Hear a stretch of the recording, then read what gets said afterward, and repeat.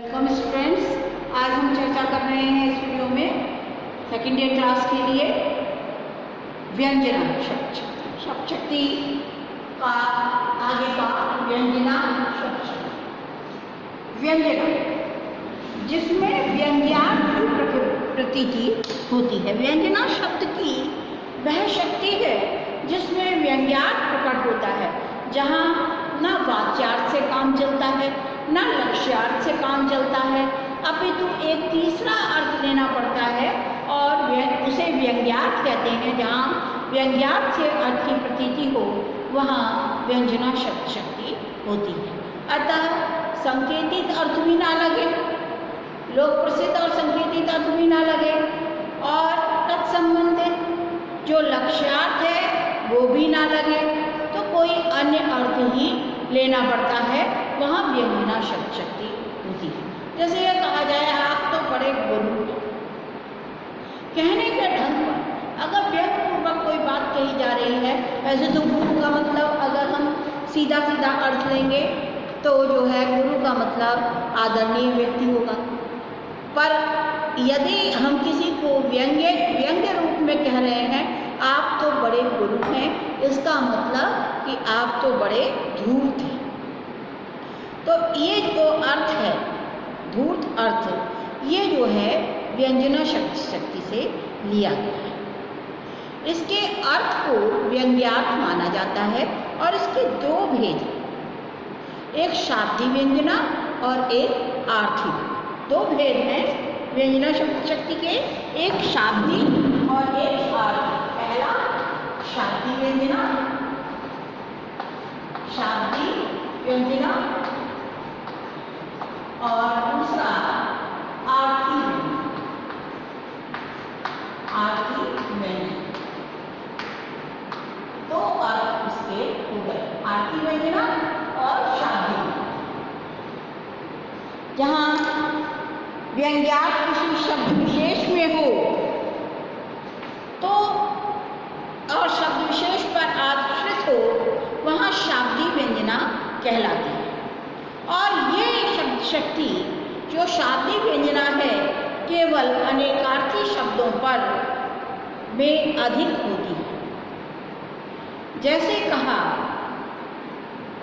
चिरजीवों जोरी जुरे, चिरजीवों जोरी जुरे, चिरजीवों शाब्दिक व्यंजना का है।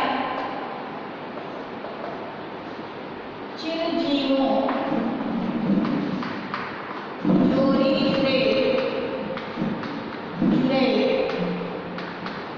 क्यों ना सने, क्यों ना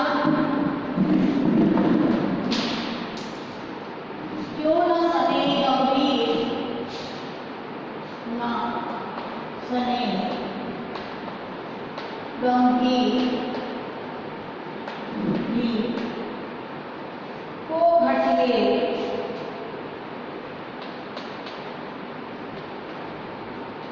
ये वृषभानुजा, भानुजा वे हलधर के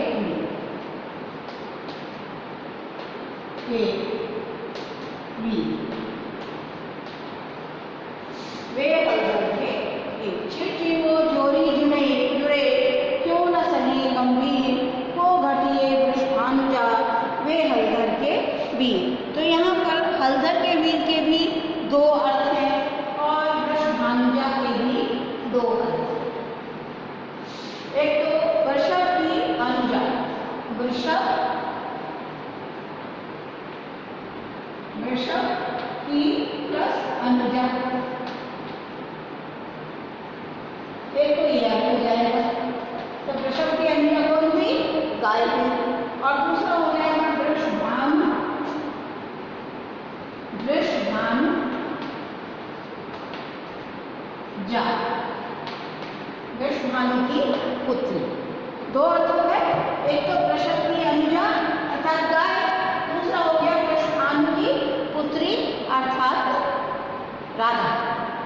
अब यहाँ पर आया हलधर के भी, इसमें भी सबसे ज़्यादा हलधर का एक तो अर्थ हो जाएगा हल को धारण करने वाले बलराम, और एक अर्थ हो जाएगा हलधर के भी मतलब बैल। किसान के जो है सबसे ज़्यादा काम आने वाले कौन होते हैं? बैल होते हैं। तो एक तो बैल है और एक गाय है, तो नहीं इतने गंभीर होगा। और दूसरा अर्थ हो गया कि वो बलराम के भाई हैं और वो जो है वृषभानु की पुत्री हैं, इसीलिए उनमें दोनों में क्यों ना इसने गंभीर। तो श्लेष अलंकार और शाब्दिक व्यंजना में यही भेद है कि श्लेष में शब्द के दोनों अर्थ लिए जाते हैं, परंतु व्यंजना में संकेतित अर्थ ही लिया जाता है, केवल दूसरे अर्थ का आभास मात्र होता है। अगर आभासित अर्थ ग्रहण कर लिया जाए तो व्यंजना लुप्त हो जाती है, इसलिए एक ही अर्थ इसमें लिया जाता है जो व्यंग्यार्थ है। यहाँ पर राधा अर्थ लिया जाएगा, दूसरा अर्थ नहीं लिया जाएगा, केवल उसका आभास मात्र रहेगा। दूसरा है आर्थी व्यंजना। इसमें अर्थ पर व्यंजना निर्भर करती है, किसी शब्द विशेष पर आधारित न होकर व्यंग जो है वो अर्थ पर निर्भर करता है। पर्यायवाची शब्दों को बदल देने पर भी ये व्यंजना बनी रहती है। आर्थी व्यंजना में वक्ता कहने वाला, बोधव्य जिससे कहा जाए, वाक्य जो वाक्य है, अन्य सन्निधि, वाच्य और प्रस्ताव, ये इनसे जो है अर्थ का बोध होता है। देख लीजिए फिर से, आर्थी व्यंजना में वक्ता, बोधव्य, वाक्य, अन्य सन्निधि, वाच्य, प्रस्ताव या प्रकरण, देशकाल, काकुचेष्टा आदि से विशेष अर्थ का बोध होता है। कितनी चीज़ें हैं? 6 चीज़ें हैं, और इन 6 चीज़ों से इस वाक्य का विशेष अर्थ जो है उसका बोध होता है। तो आर्थी व्यंजना में इन चीज़ों का विशेष ध्यान रखा जाता है और इनसे ही अर्थ की प्रतीति होती है। तो अब हम जो है इसका एक उदाहरण देखते हैं। अखिल यौवन के रंग उभार। देखिए, पंत की परिवर्तन कविता के से ये है, और यहाँ पर इस कविता के माध्यम से जीवन की क्षणभंगुरता को बताया गया है। अखिल यौवन के रंग उभार, हड्डियों के हिलते कंकाल, कचों के, कच माने बाल, कचों के काले व्याल, केंचुली कास निवाल, कि जो काले काले नाग के जैसे बाल थे वो बाद में घास फूस जैसे हो जाती हैं। जो सागर में और नदियों में पाई जाने वाली घास होती है उसे कास निवार कहते हैं। तो वो कास निवार की तरह से हो जाते हैं। गूंजते हैं सबके दिन 4, वही फिर हाहाकार, मतलब कि 4 दिन भी गूंजते हैं, फिर वही हाहाकार दिखाई देता है। तो ये जो है परिवर्तन कविता से लिया गया है और जीवन की क्षणभंगुरता पर व्यंग रूप से प्रतिपादित किया गया है। आर्थी व्यंजना के 2 भेद होते हैं। आर्थी व्यंजना के 2 भेद,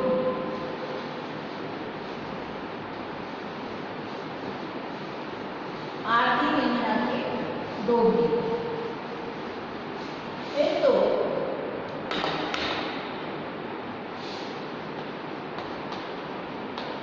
आर्थी व्यंजना के भेद।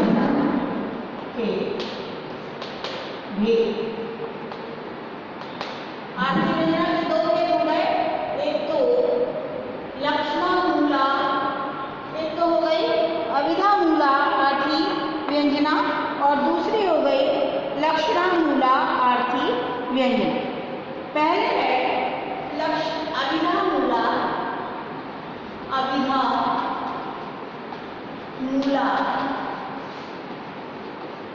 आर्थी व्यंजना।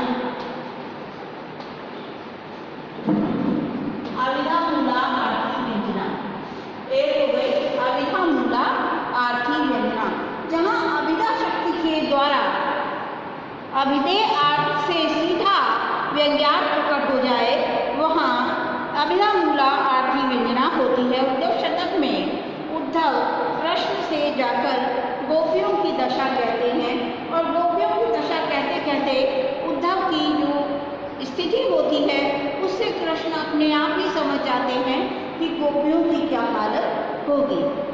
तो मैं आपको उदाहरण दे रही हूँ, आपको बड़ा सुंदर उदाहरण है। गहवारी आयो आयो गयो भवारी अचानक क्यों,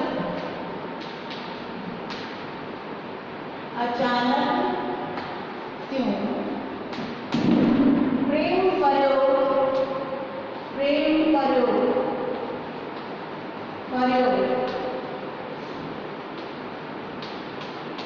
चपल चुचाई उतरी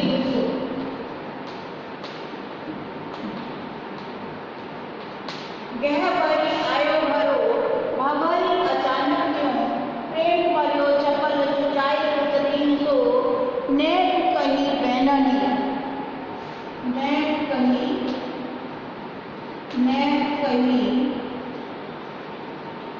बैननी, अनेक कही नैनन अनेक कही नैनन,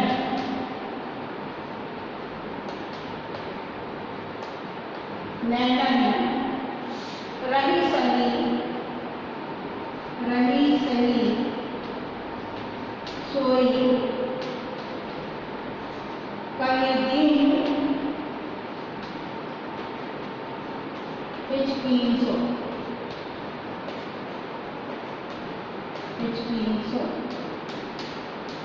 आप देखिए, यह बारी आयो करो हमारी अचानक हुई। जैसे ही उद्धव कृष्ण को गोपियों की स्थिति का वर्णन करने लगे तो उनका गला भरा, अचानक से भरभरा है। और जो गोपियों का प्रेम था, आप देखिए कितने सुंदर शब्दों में यहाँ वर्णन किया है। जो गोपियों का प्रेम था वो इतना चपल हो गया उनके हृदय में कि वो पुतलियों के माध्यम से चुचाने लगे, पुतलियों के माध्यम से चूने लगे। गोपियों का जो प्रेम था कृष्ण के प्रति वो उनके हृदय में इतना चपल हो गया कि वो पुतलियों के माध्यम से चुचाने लगा। कुछ तो उन्होंने वाणी से कहा, बहुत सारे उनके नेत्रों से बहने वाले आंसुओं ने कह दिया, और जो कुछ रह गया था वो जो रोते रोते उनकी हिचकियाँ बन गई, उन्होंने सब कुछ बकान कर दिया। कि जब उद्धव जैसे ज्ञानी पुरुष की ये स्थिति हो गई तो गोपियों की वास्तव में क्या स्थिति होगी। यहाँ पर गोपियों की विवल स्थिति का वर्णन किया गया है उद्धव के माध्यम से। तो ये हो गया आपका बहुत ही सुंदर उदाहरण है उद्धव शतक से अभिधामूला लक्षणा व्यंजना, अभिधामूला व्यंजना का उदाहरण। एक और उदाहरण है जो रामचंद्रिका से है और यहाँ पर संवाद से है। तो कहते हैं कौन के सुख, रावण पूछते हैं अंगद से, अंगद कहते हैं बाली की। रावण कहता है कौन बाली, अंगद कहता है नहीं जानते। फिर जो है अंगद जवाब देता है जो तुम्हें अपनी बगल में दबाकर कांख चाँप तुम्हें जो सागर साथ नहात बखानी, कि मैंने तो ऐसा सुना है कि आपको अपनी बगल में दबाकर वो सात समुद्रों में नहलाते फिरे थे, उन बाली का पुत्र हूँ। कहाँ गए हुए अभी। अब फिर जो है रावण भी ये एक व्यंग करता है कि अब वो वीर कहाँ गया। तो अंगद कहते हैं कि देव स्वर्ग सिधाई बताइए। अंगद कहते हैं कि उनको राम ने स्वर्ग भेज दी। क्यों गए? रघुनाथ बाण विमान बैठ सीधा, इतना वीर था तो कैसे चला गया? कहते हैं कि रघुनाथ के बाण के विमान में बैठकर वो स्वर्ग को चला गया। यहाँ अंगद राम की वीरता का वर्णन करना चाहते हैं, राम के बल का वर्णन करना चाहते हैं और राम की शक्ति के आदित्य के वर्णन की व्यंजना इन शब्दों के माध्यम से हुई है।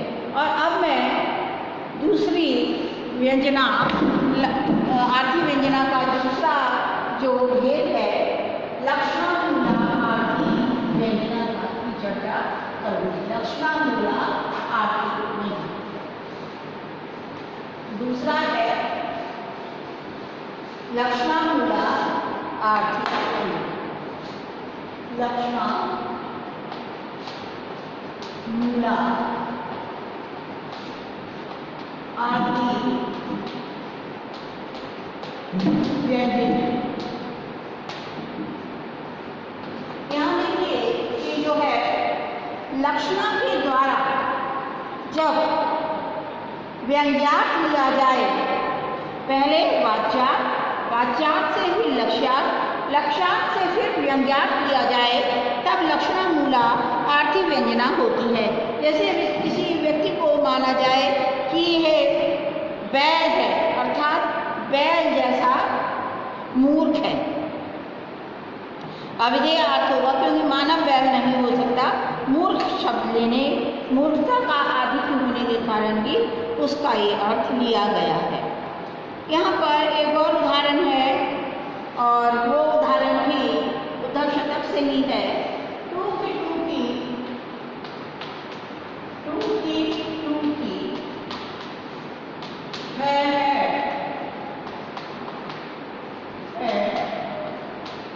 मनमुकुर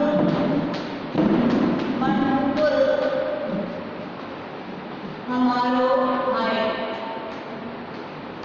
हाय उदो चूकी हूँ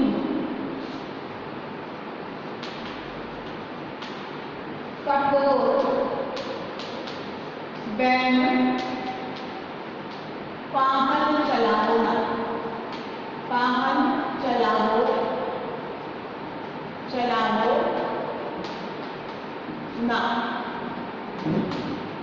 टूकी है मनमुकुर हमारो बाए, चूकी हो कठोर बैन पाहन चलाओ ना। एक मनमोहन तो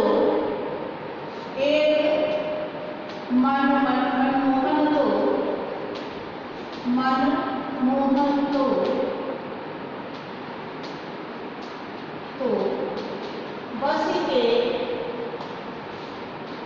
के गुजारो मोही मन में अनेक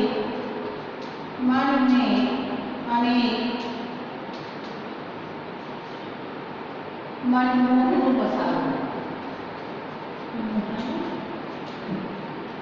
बसाओ।